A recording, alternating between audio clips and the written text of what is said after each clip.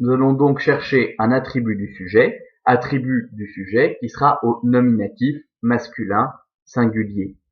Quelles sont les terminaisons du nominatif masculin singulier pour les mots de la deuxième déclinaison? Eh bien, c'est os. Et là, nous avons xanthos et kalos. Les deux mots sont des adjectifs et ils sont tous les deux attributs du sujet au nominatif masculin singulier. Entre les deux, voyez que vous avez kai. Kai est ici une conjonction de coordination et coordonne en latin comme en grec deux mots ou groupes de mots qui ont la même fonction. Donc xanthos et kalos. Donc vous voyez deux adjectifs de la première classe, ce qui ne vous a posé de l'analyse et la traduction aucun problème. Le D, nous ne nous en occupons pas, ça fait partie de ces petits mots qu'on ne traduit pas et qui servent juste à structurer la phrase en grec. D veut dire d'autre part. Donc on avait premièrement ici, sans mot qui l'introduit, et puis ici, deuxièmement, d'autre part ensuite. Donc, il est xanthos blond, kai kalos, et kalos veut dire beau.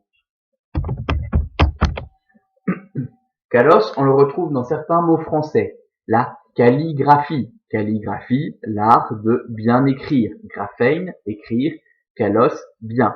Dans aussi callipyge. Callipyge avec P-Y-G-E. Callipyge, puguet en grec veut dire fesse. Kalos, beau. Donc callipyge se dit d'une femme ou d'un homme qui a de belles fesses. C'est un mot français qui est quand même utilisé et qui fait bien quand on parle. C'est plus beau de dire « Oh, avez-vous vu cette femme? Comme elle est callipyge » plutôt que de dire « Tu, t'as vu celle-là, qui est cul ?» Voilà, c'est beaucoup mieux. Nous continuons. Eh oui, helléniste distingué. Oi, d'anthropoi. Thérapeux aussi, touton, ton, théon, en, delphois. Allez-y, répétez la phrase.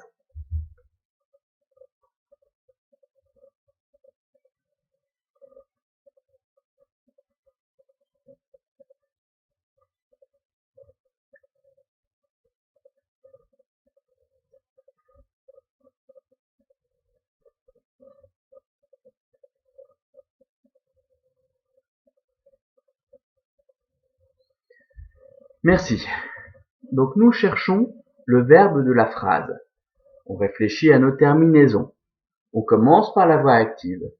O, eis, ei, omen, été, ou sin. Et là, nous trouvons notre verbe thérapeux ou sin. Donc, notre verbe est à l'indicatif présent, actif, à la troisième personne du singulier. Je vous rappelle que on met un nu uniquement si le verbe est suivi par une voyelle ou s'il est en fin de phrase. Quand il est suivi par une consonne, on ne met pas de nu. Donc notre verbe est à la troisième personne du pluriel. On va donc chercher un sujet au nominatif pluriel. Quelles sont les terminaisons que nous connaissons? Pour la première déclinaison, nous connaissons aïe. On regarde.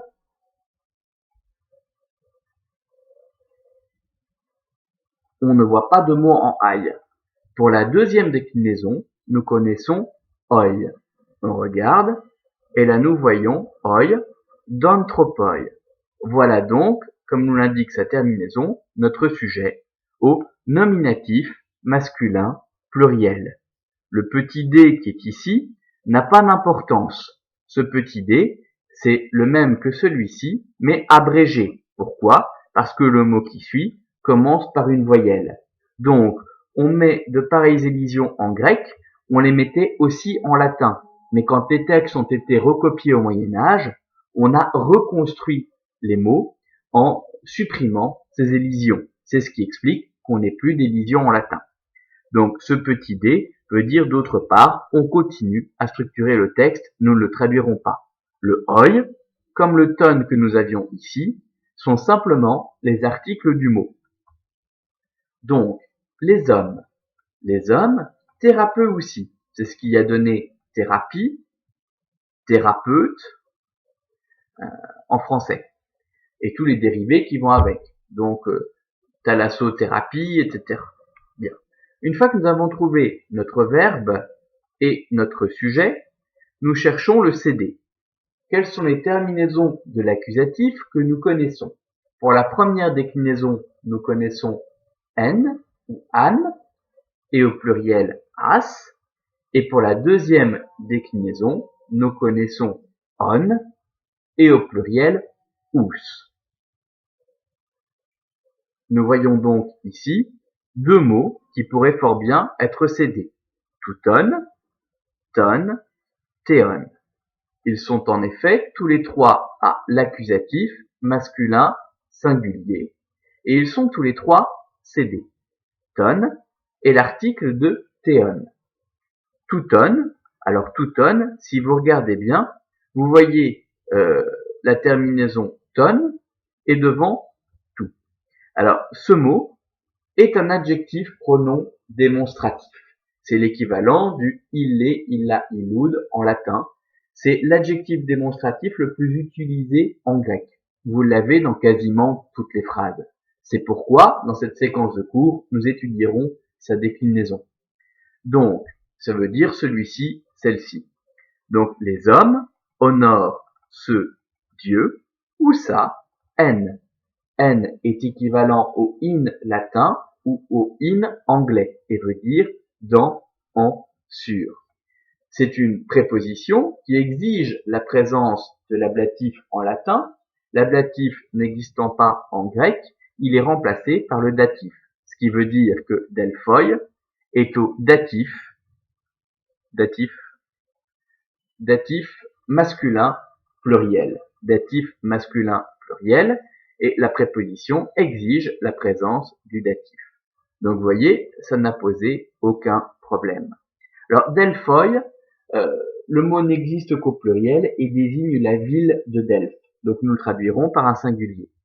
Donc la traduction, les hommes honorent ce dieu à Delphes. Les hommes honorent ce dieu à Delphes. Voilà. Donc, qui clôt la deuxième phrase. Alors, je vérifie juste parce que j'ai reçu un SMS. Donc, je regarde si c'est important ou pas. Ouais, bon, ça va. Ok.